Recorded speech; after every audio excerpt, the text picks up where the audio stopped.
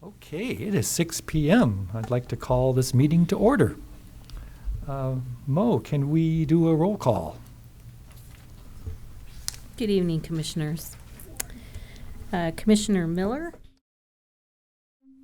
I didn't do it. Here. Thank you. Commissioner Reed is excused this evening, and Commissioner R. Curry, I'm not seeing him. Commissioner Maya? Here. Commissioner Grabman? Here. Chair Glazier is excused this evening, and Chair Houghton? I'm here. We have a quorum. All right. Director Hastert, are there any changes to the agenda? Thank you, Chair Houghton. No changes to the agenda.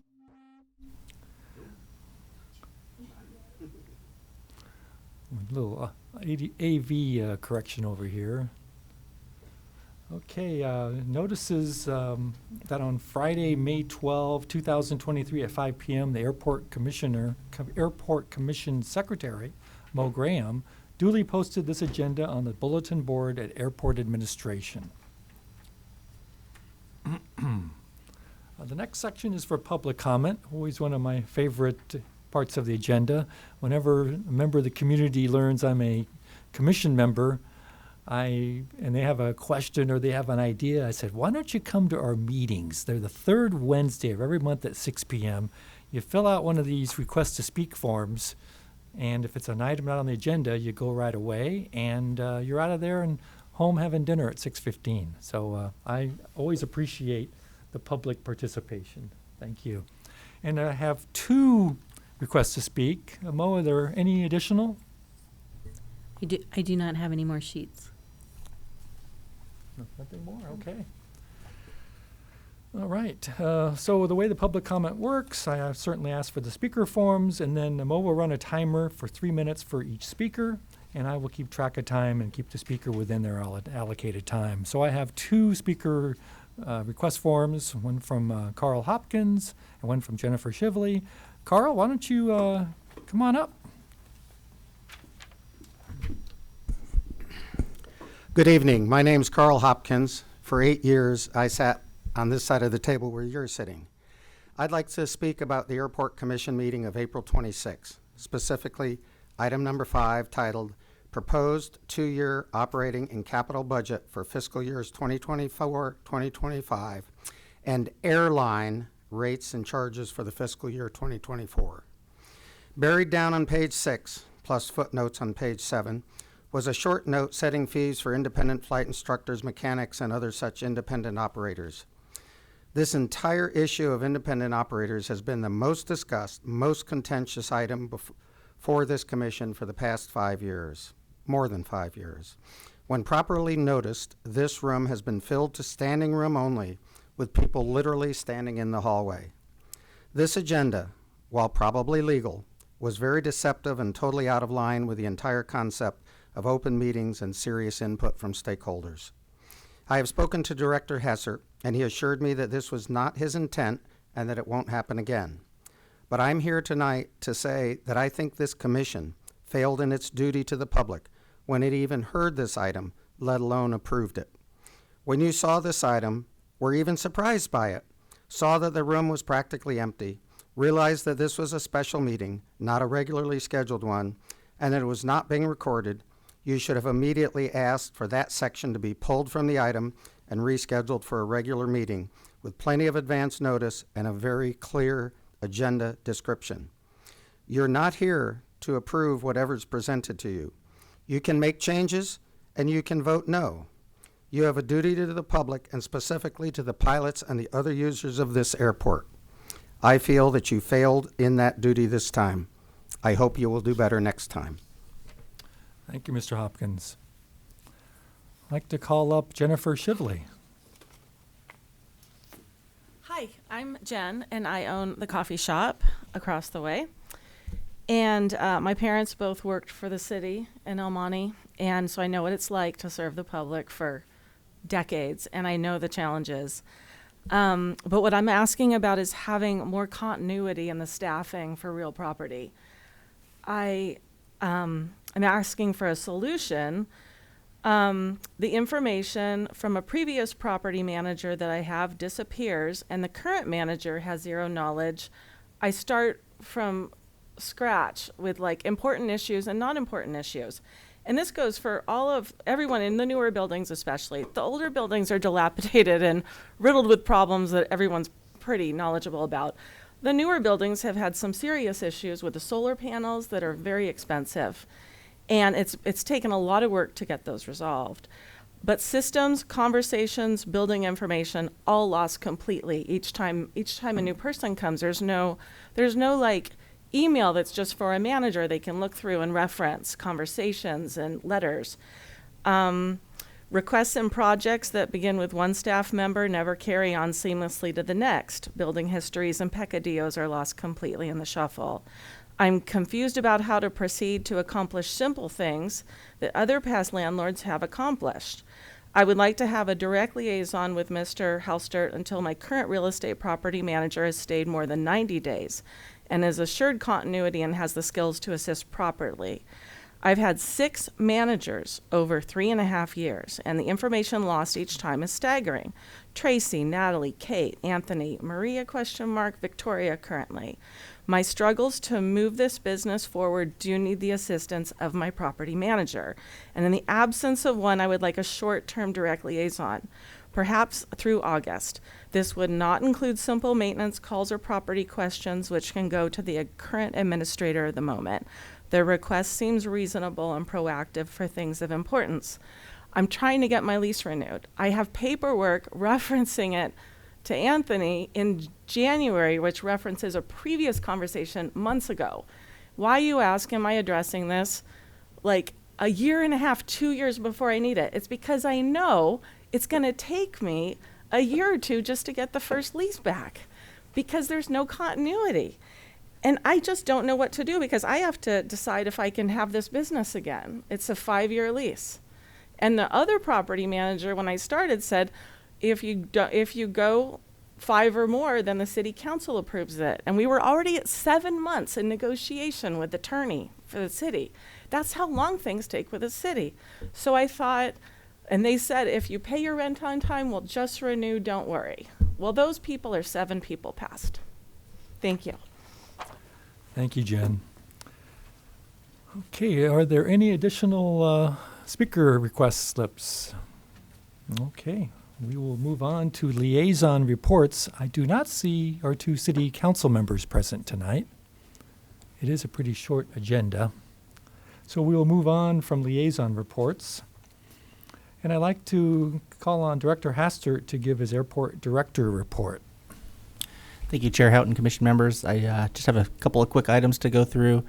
I apologize for my casual attire. We had the city open house today on De La Guerra Plaza, and this was the uniform for all department heads, so I just came straight from that. We had a booth set up for the airport. There was a constant flow of traffic coming through there, and it was a lot of good questions from the public just about the airport. As much as you try to get information out there, and Angie does a great job of that wherever she is, there's still always people that just are not connected and have questions. So it was a good event. As you see in the packet, our traffic count for passengers continues to go up. A strange anomaly in there that I'm looking into a little bit further is American Airlines had a huge increase. Might be related to a change in station managers, and so I'm looking at that data. If you saw that and noticed something looked odd, it does look a little odd. We had a stakeholder meeting here today with many of the tenants from the airport to go over some of the projects. I thought I would just kind of hit a couple of the highlights of what was talked about at that stakeholder meeting so that the commission is up to date as well. First thing that you have probably heard about, I know those of you that fly on a regular basis probably are definitely aware, is our glide slope from the ILS, the Instrument Landing System, was out of service for an extended period of time. That luckily is back up now, and we hope that it continues to be back up. Caused a lot of delays, a lot of diversions with airline flights, and I'm sure corporate as well. So our numbers for this month will probably look a little bit different, I'm sure. There's a couple of things that you may have heard about in the news with FAA and TSA guidance coming down towards airports. So we will be having to institute a safety management system here at our airport. This is something they've been talking about for a long time, so we're prepared to look into that and put that program together, as well as employee screening. So as the TSA looks to improve screening at all airports, they're even focusing more internally on airport employees. So you'll see potentially some more updates about that. But I just wanted to assure you that we are on top of both of those items and making the appropriate adjustments. We have a couple of projects that we did receive the bids back on and are moving forward. That's the AMSL project, the airport marking, signage, and lighting. Sorry, I almost had it on my own. Our airport marking, signage, and lighting project. So that is definitely still moving forward. And also the South Side project, which adds the rental car parking, takes out Hangar 5, and adds 3 remain overnight spaces on the South Side. So those are, my guess is somewhere around June-ish, kicking off for the South Side project, and the airfield marking project sometime later this fall. We did have a finance committee meeting with the city yesterday, as well as the Tuesday previous to that. If any of you had tuned into that, you may have seen some mistakes that were listed on the budget for the airport. I want to assure you that the budget presentation that you received actually had those corrections already in place. So these were some reporting input numbers that were on the website that were not plugged in quite right, but Jonathan actually had those right in the report. So if you hear any feedback on that, we actually had those numbers correct for your presentation. And then we did discuss the fees that were just mentioned by Mr. Hopkins. There was quite a bit of debate at both of the meetings, a lot of public comment, a lot of public input. So I think that definitely the City Council is still trying to figure out exactly what to do with those fees. The recommendation coming out of Finance Committee yesterday, which it now goes back to the City Council, was to reduce that little over $2,900 fee down to $2,000 for the first year, to take a look at that and further analyze how much time is really spent on those permits and those fees. I don't know if that's exactly what will be approved by council or not, but that's the latest update. Thank you, Director Hastert. It was a busy month. Can I ask a question on the report? I don't know. Keep it as a question, not a discussion item. It seems like every couple of years. You want to Is use it yours or safe? mine? Yeah. No.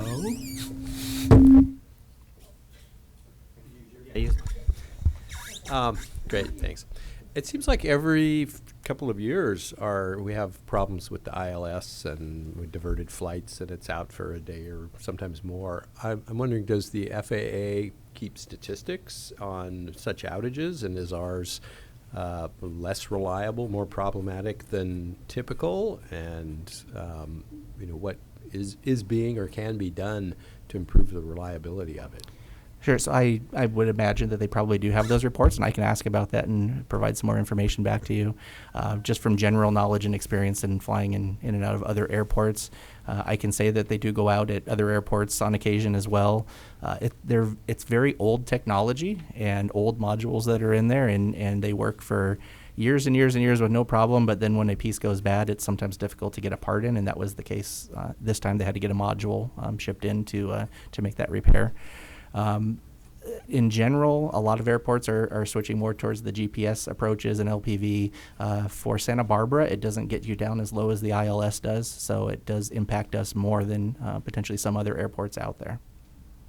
But I will try to find out some more information from them on just how often this occurs here compared to the national average.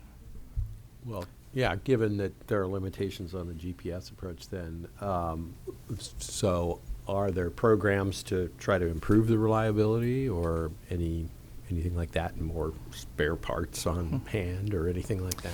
So I can't speak to the details because it is FAA equipment and they do maintain it, but I can tell you that they are out here regularly. They are constantly checking it. There's actually monitoring that's done in the tower that tells them when there's issues with the ILS. This was actually part of that system that monitors the signal itself to make sure that it's reliable, wasn't reporting back to the module the proper way. So I think the ILS probably was actually working right, but it wasn't sure of itself. So if there's any hint that maybe something is wrong with the ILS, it will shut itself down. So I'll try to find out some more information for you. Okay. Yeah, we certainly like to have the best reliability we can. Okay, thank you. Commissioners, any additional questions or discussion? Yeah, Director Hastert, as you might imagine, there's, at least I've been fielding a number of questions from members of the community about the flying club, about the independent operator's fee. I have a couple specific questions I hope that you could maybe answer for me tonight so I could bring that back to folks when they question me with it. One of them was, since the a flying club would have a physical location at the airport, like a hangar space or other physical rented space, would they be subject to the to that $2,000 or $3,000 fee? So currently, the way the minimum standards are written, yes, the flying clubs, and I know of two of them, and they've reported their information to me, would still be subject to that fee. I want to say it was a question that was asked here at the commission. If not, I apologize. It might have been at City Council. We listed two different fees, the non-commercial aviation activity permit and the commercial aviation activity permit. It's the non-commercial aviation activity permit that would apply to the flying clubs. And we separated those out on purpose with the understanding that as we dive into this program a little bit more, it's likely that there will be a different level of staff effort on those different types of permits, and potentially those could change. So yes, it is currently included. Just to add on to that a little bit, there was a little bit of a question about if there is an LLC or a partnership in an aircraft, are we looking to charge fees to them? And the answer to that is no, and we are looking to clarify that language a little bit. Right now, those permit fees are really addressing the minimum standards in the permits that are required in the minimum standards, which as currently written do include the flight clubs. Okay, thank you. Yeah, that was my second question, was about LLCs and private multiple partner ownerships. And so I know that's your intention, but we just want to make sure that with staff continuity in the future for decades to come, that we are all on the same page and remain on the same page with that. So I think that was the concern with some of the members of the community, is that that was how it was being interpreted, but it wasn't really written in a very clear way. And obviously that's not your doing, but I think we should probably address it as a commission at some point. I agree. It could be fine-tuned a little bit. I will say if the LLC is formed for the purposes of being a flying club, that could potentially apply to them, but I'm currently only aware of two. Okay, great. Thank you. Any additional questions from the commissioners regarding Director Hastert's report? Okay, we will move on to the consent calendar. So we just have two items on the consent calendar, and that's the minutes for Wednesday, April 19th meeting, and the meeting that took place on April 26, 2023. Do the commissioners have any questions or clarifications on those two items? Okay. So I would like to ask Mo, do we have any additional speaker slips on this item? We do not. Okay, I'm going to ask commissioners for a motion for approval of the consent calendar. I'll make a motion to approve the consent calendar. Thank you, Commissioner Maya. And do I have a second? Okay. Second. We got Commissioner Grabman was first, so we'll list her as the second. And let's all then vote on this. All in favor, please raise your hand. Okay, the motion did pass, and it was unanimous.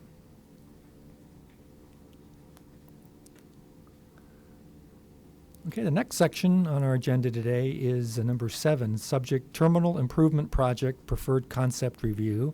And I'm going to ask Director Hastert once again to introduce this topic.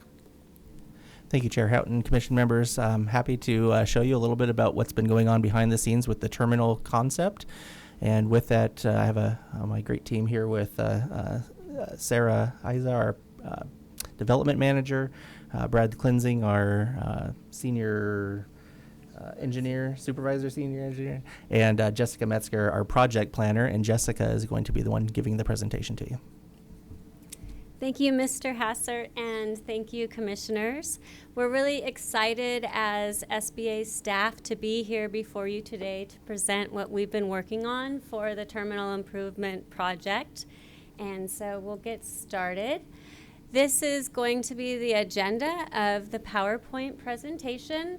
We'll start with an introduction of the team, move to the purpose of this meeting, and then go over an overview of the airport, as well as background, the project itself, and then the schedule and next steps. And we'll conclude with any questions or comments that you may have. So our main project team includes the people that Chris just announced, so we don't have to go through that again. But in reality, our team included each division of the airport as well. They played an important role in putting in their lens on the terminal improvement project and what we use it for, as well as the TSA. And we couldn't gotten as far as we have gotten without a renowned airport consultant in Corrigan, whose contract you saw earlier last summer, as well as a local expert architect in 1906. And additionally, in November of last year, we convened a local design professional volunteer group, which we called our design work group. And these were people from both the architectural boards of the city of Santa Barbara, as well as the county and the city of Goleta, including both Dan Glazer from your board representing, and also Bob Kupek, who was from the local AIA, American Institute of Architects.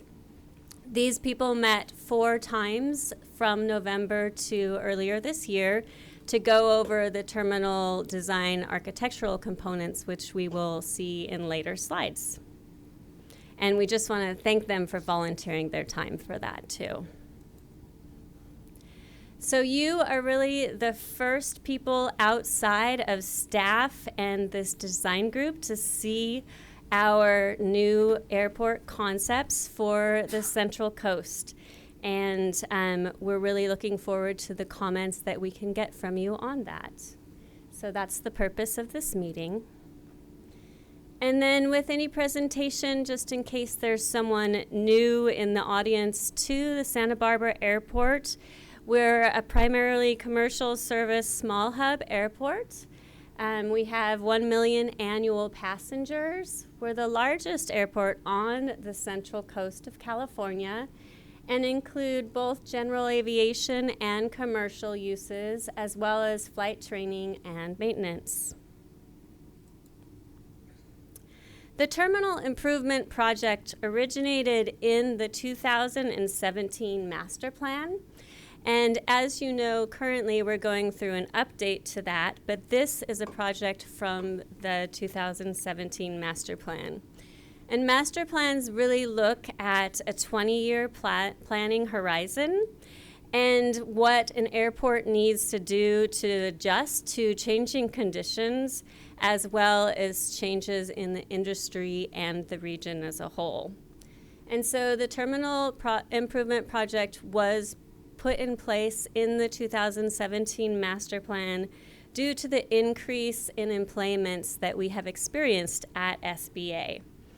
And with the Terminal Improvement Project, we will provide our community with a more pleasant experience in our terminal, and it will not be uncomfortable or congested due to the continued growth that we expect to see. So when we went out to the contract with Corrigan, we had main design elements that we asked them to look at when doing the project. The key ones being that we needed at least 2 more gates and additional hold room space, additional food, beverage, and retail space as well. We also hear consistently that we need improved baggage claim area and more space as well in departures for ticketing, self-check-in, and the TSA security. We also had Corrigan review parking options for the additional employments as well. So this design here shows the phases of the project. Originally, the project included a garage configuration, one of which is shown here in the parking area, in this area here. And due to the lack of funding, the terminal improvement project, we've stripped these into two separate projects. We're not sure when we'll have the funding for that additional parking. You've heard of our other project called Southfield, which should suffice for now for additional parking that we need. And so we'll only be looking at the building itself with the terminal improvement project. So this is the site plan of level 1, which you have received in your packet. And just to give you some orientation of it,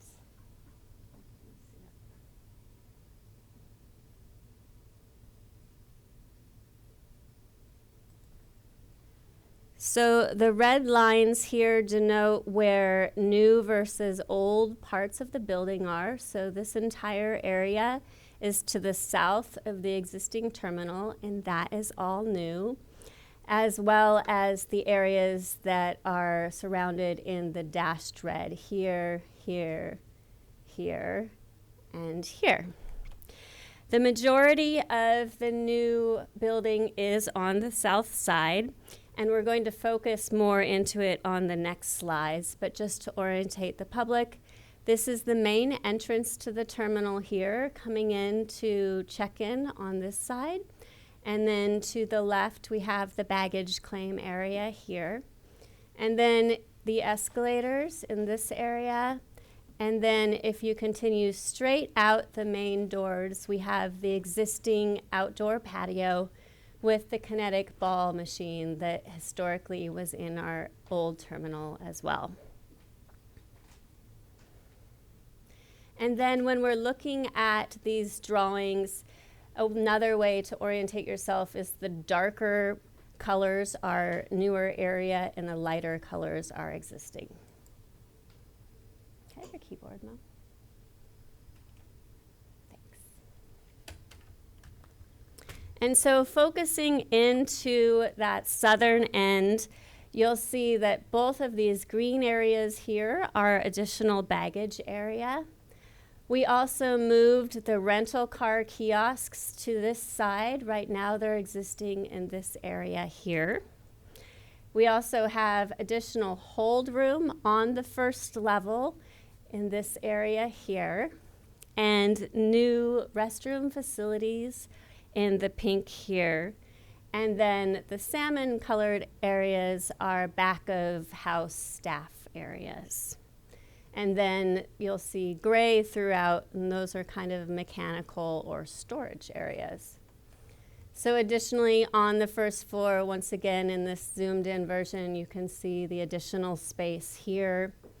And then something that I feel like much of the public is going to be happy about, a reconfiguring of our escalators. So when you come down the escalator, you are departing into the baggage claim area. And then also an additional elevator.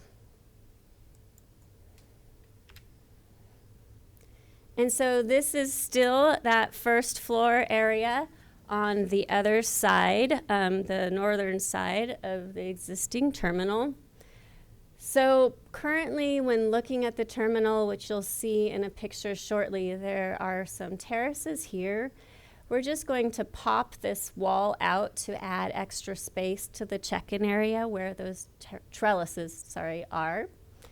And then we're also going to pop out this area where currently you go to the outside patio and include some office space over here. And then to our northern end, we're adding more baggage claim or baggage makeup area for TSA services. And so this is level 2. And looking at it here, you can see the blue line denotes the change from the new versus old building. And once again, the red areas denote changes in the existing building. And we'll focus more onto those on the next slides. So looking to the southern end of the new portion of the project, we have additional hold room area in the teal again, here, and here, as well as queuing and podium area here and here. We also have those additional spaces for restrooms here. And then the TSA has increased both in their personal office space as well as the queuing space, which should solve the problem of having to queue both on the first and the second floor. And then once again, here's the escalator reconfiguration and the elevators.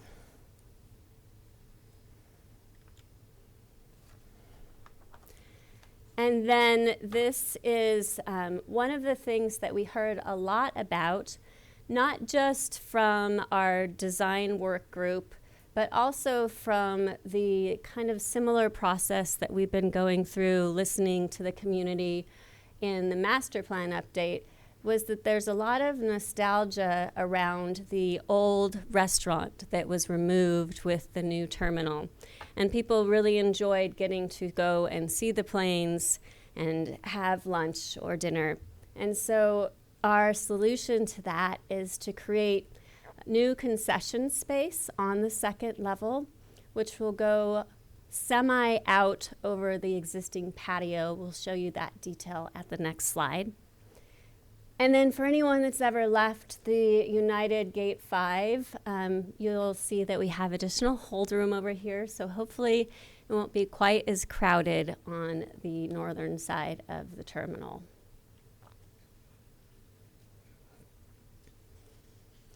And so this is the existing aerial of the airport terminal with the additions shown in the blue, as well as the two gates here and here, and the use of possible on-ground boarding as well there.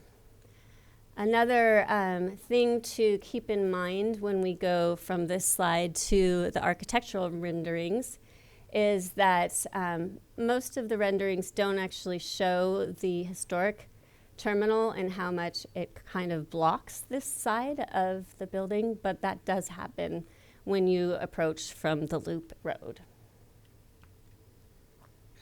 So as you know, this is the existing terminal.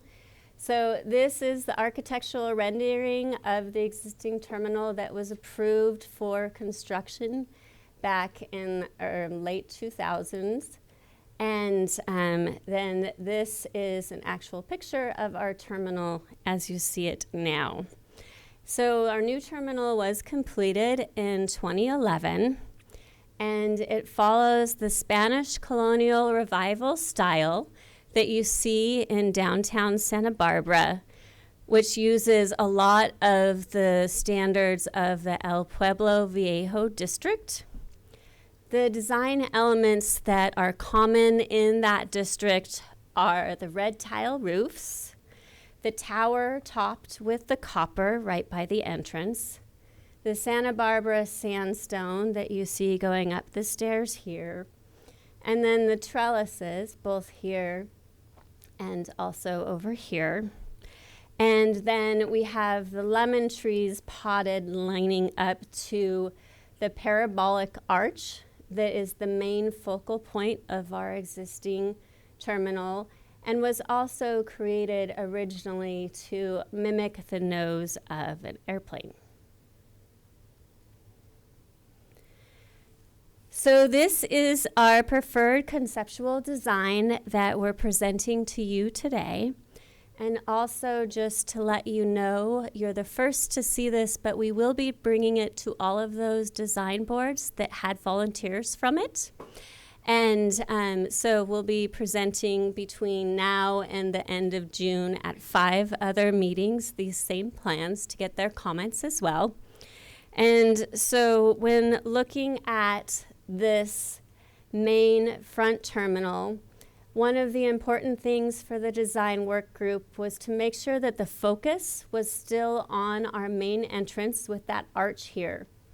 And so if you look at the existing building, which we'll go into more detail in a couple slides, you'll see that we do have those design elements of Spanish colonial revival, but it's very simplified. We still have some pretty simple walls and not quite as much detail as what you might find on State Street itself. And then this is the air side. And so you'll see that we have, once again, that pop-out concession space here. And the majority of this area is the new area. And then also the northern elevation and the southern elevation. So if we're just looking at the front of the terminal, these are the new areas on the existing building. Here is a pop-out for additional space and baggage claim. And here is that pop-out where I said we're pulling out the trellis for additional space for check-in. And then just zooming in a little bit more to the new space on this second graphic towards the bottom, we have the rental car kiosks here. And then additional windows in the baggage claim area to kind of bring light and air to that area so it doesn't feel so dark. And then TSA also has smaller windows for security purposes, but still allowing light into the building. And then looking closely just at that newer portion, we have the TSA offices themselves with larger windows, and there's also a break room over here. We have the exit from the kiosks that are here to the rental cars, which will still be maintained to the south of the terminal. And then that additional hold room space on the second level will have another large window mimicking the windows on the air side. So then going to the air side of our architectural rendering, we have the additional hold room looking at the mountains here. That concession space again in the center by the arch. And then all of the area towards the south is the new terminal improvement. And so looking at that new terminal improvement, here's the additional hold room windows, along with these windows here. And then we have downstairs mechanical equipment for the various things that we need to support for the airport itself. When we were reviewing all of the various rendering options that we had for the building, we started with kind of a menu board of things that we liked and didn't like as the design work group. And one of my questions was, why are these windows so small when we have these big ones over here? And the reality of it is that this rendering doesn't show the baggage tugs and the fuel trucks and everything that goes along on the ground, which really isn't that great to look at, but it still shows you the airplanes. And so then finally we have the design of that concession space over the existing downstairs patio. And so you'll notice that the red line doesn't totally go over the complete patio. You still have an open air on that patio on the downstairs, so you can go and wait for your friends and relatives in the outdoor space. And the kids can play the game and not feel closeted by a second floor over you. But you do have this nice outdoor space on the second floor, and the restaurant will seat roughly 50 to 60 patrons. It also includes a new kitchen area here, and then additionally next to this expansion of the kitchen area is a lactation room and a pet relief room on that side. And so this is what it would look like in the artistic rendering. If you've been on the downstairs patio, it has this glass that's already up, and so that would be mimicked in the second floor and also would satisfy our operations department. And so this is the project schedule for the terminal improvement project. As you can see, we are just in the very beginning stages here at 10% of the conceptual design. And we are going to be bringing that out to the public in more ways, as I said earlier. And then we'll move to the design development, which is getting it to a 30% of design. So in 2023, this year, we'll actually take the design to the Architectural Board of Review for an official concept review. We're also going to take it to them before that, just to give them this presentation so they have an early taste for it. And then we're going to go to City Council to have the design development contract approved. So that's getting us to that 30% of design. And then towards the end of the year, we'll also be going to the City Planning Commission to get our coastal development permit. And so that concludes our presentation, and all of us will be happy to answer any questions that you may have and take down any comments that we can take back and disseminate with all of the other groups. Thank you. Thank you, Jessica. Wonderful presentation. It really helps to hear your presentation and now take a look at the plans again. Right. So I'd like to ask the commissioners if they have questions. I'm certain that they do, and if they require clarifications on the project. Commissioner Grabman. For the restaurant, so is part of it outside then? Yes, Commissioner Grabman, part of it is outside and part of it is inside. Okay, and you have to have a ticket to go to the restaurant, not? That is correct. It is after TSA. At this point in time, how we plan it, that's how it's going to be. There are other airports in other places where you can get kind of a system together where people can get through TSA to just go to the restaurant, but that's kind of down the road for us at this 10% phase. And then for the baggage claim, is it going to be the same sort of thing where they roll up the door and they put the bags, or is there going to be a belt or? At this point in time, Commissioner, it's going to be the same. People seem to really like that. Okay. Thank you. You're welcome. I'll just say on the original design, there was a lot of discussion about that, and it was felt to be charming. So, yeah. It's very Santa Barbara. Couple questions. Yeah, I really like this new design. It seems like it's moving in a nice direction. I like that it retains a lot of the charm of the terminal building that even this terminal building replaced. And so as we're growing, we're continuing to be mindful of things that make it still feel like a small town, but accommodate the increased volume that we're seeing year over year with passenger count. So I had a question. The first thing that jumped out at me, what's the ground hold room for? When would that be used? So the ground hold room on the southern end of the terminal is going to be used in conjunction with the second floor terminal. So if you had that system where you had two jets using the two new bridges, they would be from upstairs, and then you could have ground boarding from that lower area. And I'm looking at Brad to make sure I get this right. Yeah, that is correct. So we do show on our concepts two jet bridges, but obviously there's some funding and different variations might happen there. So we may only have one jet bridge, and that lower hold room allows that flexibility. So that lower hold room is accessible to the passenger only by passing through TSA on the second floor. Okay. That's correct. That makes sense. And the TSA space, I think it was on slide 13 or page 13, how has that increased?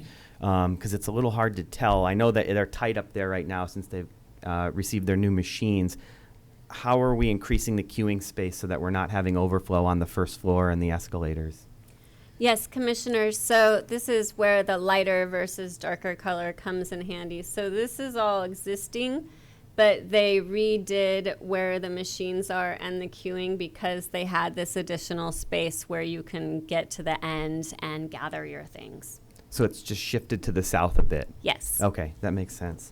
Well, and I'll add that we added a lane.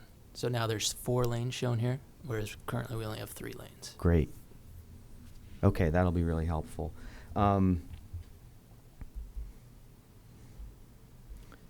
Oh, the other thing was the timing of the rental car parking structure, and how does that work with taking over some of that parking structure surface area with this additional interior square footage for the terminal? Will the rental car companies lose some parking spots, or are we able to accommodate all that with these changes?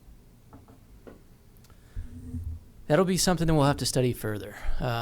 When we talk about expanding the south field for additional surface parking, we may have to use that as like a phased approach where we relocate some of the parking there to accommodate that parking structure. Okay, that makes sense. And then my last question is, will this commission approve this final design before it goes to Architectural Board of Review?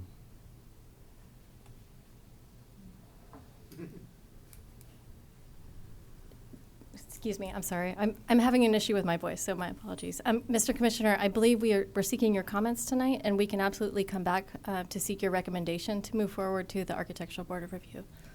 I know I'd like to see it before it goes to ABR, so. Thank you, noted. Yep. Commissioner Miller. Thank you. Another trivia fact from my being on the prior design board. I worked it out. So the TSA screening area has more square footage than the historic part of the historic terminal. But now I see it's probably going to encompass even another of the wings at the historic terminal. So, but it's all good.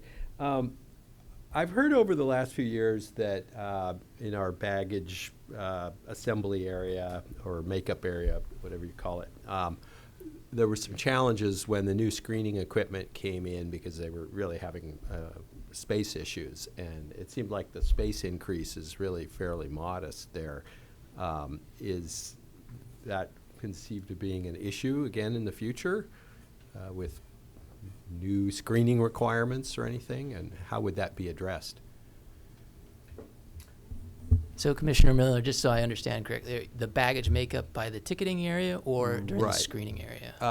The baggage screening, the back behind the ticketing counters. Behind the ticketing. I just know over the last few years it had been reported to be kind of a chronic problem, not having enough space, particularly when the new equipment came in. Yeah, so when we started this contract, we did do a needs assessment for various items of traffic at the curb, throughput through security screening, and so there wasn't a very critical need as far as that baggage makeup in the baggage screening area. So we haven't included that as part of this conceptual design right now. Yeah, I noticed it wasn't a big increase. I just wonder if that maybe bears a little more investigation, because I do believe, and maybe somebody, well, I don't know who that would be, would have some historical tracking on that. So, but Commissioner Miller, if I might, we did consult with TSA on this, and they have reviewed this. I can tell you that every single tenant, including the airport employees, would love to have more space in the terminal. We're working within the box that we're been given. There is a little bit more baggage space that you can see has been added, but not for the screening equipment. As far as the equipment that's in there, obviously, as security went up, much larger pieces of equipment. I would hope that in the future, maybe with technology, that some of that actually shrinks a little bit rather than grows. Nanobots or something for screening, perhaps. Yeah. I think the design looks great. I was curious, as I recall, the current terminal was at least partially bond funded. Is that the plan for such an expansion? So we're looking at a lot of different options, including potential FAA grant funding, potentially bond funding. There is a Department of Transportation program called TIFIA that we are also looking into. So we haven't ruled out any type of funding opportunities, but we definitely feel that there are plenty of mechanisms out there that we will be successful with this project. Oh, yeah. Yeah, really exciting. I was curious, was there any consultation with the original architect there in terms of the design concept? Yes, Commissioner Miller, as part of our 19-6 team, Fred Sweeney has worked with them for a long time and has been actively working on the designs that you see before you today. And I'm sure he is watching on TV also, ready to chomp at the bit at the next stop. That's great. He's very talented. It's great to have such a renowned local architect on it. All right, that was my questions. Thank you. All right, Commissioners. Commissioner Maya. Yeah, one other question, or comment and a question. I didn't know about the front being an airplane nose, so I'm sure my friends will be sick of me telling them about that and pointing it out whenever we're at the airport.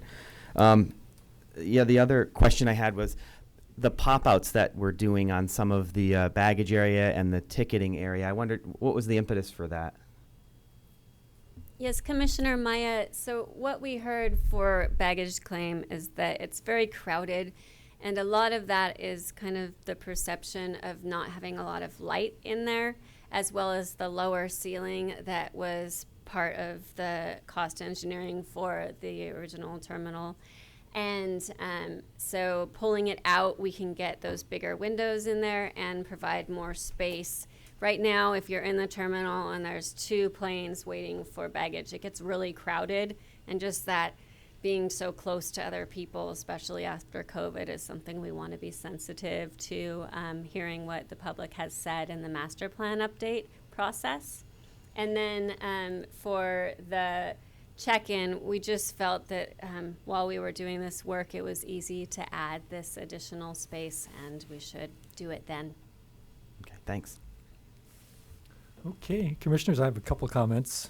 First is I realize sitting here, just Mo and I, who have the institutional memory of going back when Southwest showed up and said, we're coming.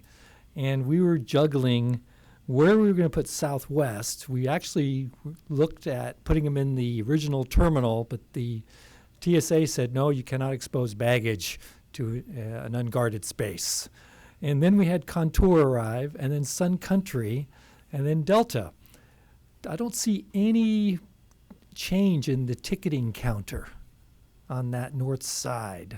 What if 2 or 3 of these airlines show up at our door again? I know that we've improved our software, that it's a common system, but that counter space is only so long. Mr. Chair, we've reached out to the airlines, and they've been a significant part of this development concept.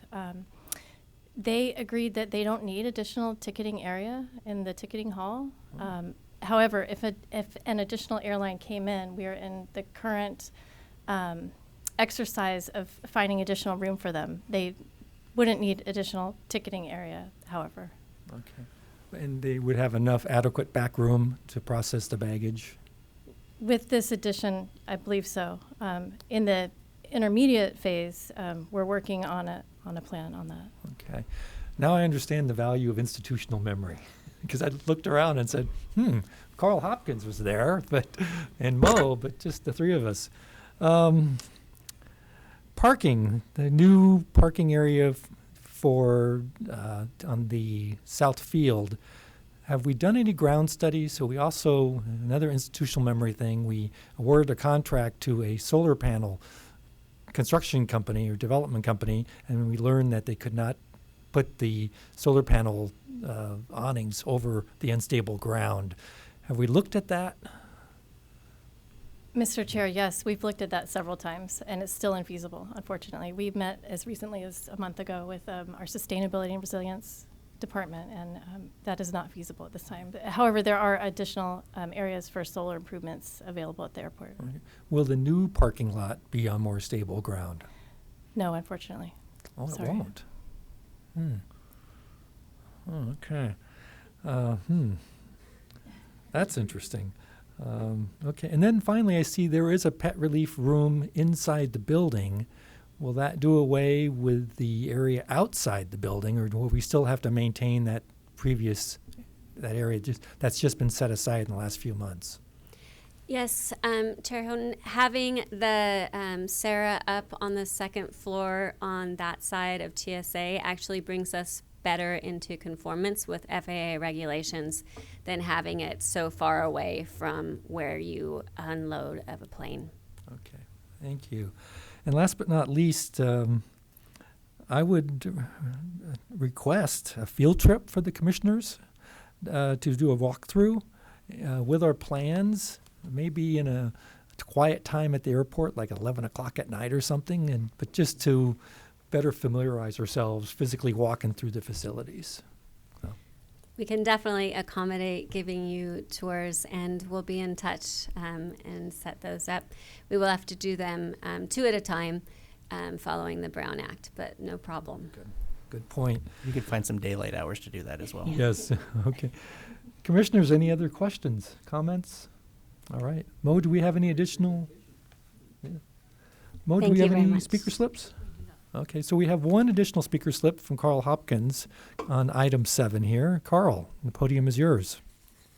Hello again. My name's Carl Hopkins. I'd like to say it was an excellent presentation. I was here for the whole process of the current terminal expansion, and this looks very, very good. I have another comment and a question. If I can start with the question, did I understand that you go through TSA on the second floor, but then possibly go down to the first floor holding room in order to do ground loading? And if so, how do you get there? Yes, so you do have a holding room on the first floor that you have to go up to the second floor and go through TSA to get to, and there are escalators and an elevator down, so either way. Okay, thank you. Comment is that I'd love to have that restaurant. It looks absolutely fantastic, but you do 10 times more business if it was on the unsecure side. It's really unfortunate that you can't do an elevator up there and isolate that or something along that lines, but you probably already know that. And lastly, it is an excellent presentation. It would have been even better if copies of the presentation had been available here in paper, or even better, posted online with the agenda. That's not the biggest screen in the world, and those documents are pretty small, so I would request that the PowerPoint or a PDF of the PowerPoint be put on the website so that everybody can look at it. Thank you very much. Thank you, Mr. Hopkins. So there's no motion or vote required for this. Any additional questions, commissioners? Any additional comments from staff? Yes, Mr. Chair, I just want to let the public know that we do have the plans that the Airport Commission received up on our website, and we'll be putting the PowerPoint up as well on Monday. We have a hot link to that site, so you just go to flysba.com/TIP, and then it'll take you right to the page, and you can see the documents there at the very top. And we welcome any public comments to the email that's posted on that page as well. And please sign up for any additional notices of meetings and what happens down the line on this project. Thank you. Thank you, Ms. Metzger. It's an outstanding presentation, and thank you, Mr. Klinzing, and Isa, too, for all of your contributions. This is a lot of work. I mean, it's amazing to see it come to fruition. So I know we're still in just the concept stage and going forward with approvals, but most of the work is ahead. So I appreciate everyone's diligence and hard work and the hours you put into this. So. And on that note, without any further questions from the commission members, I will adjourn the meeting at 6:58 p.m. Thank you.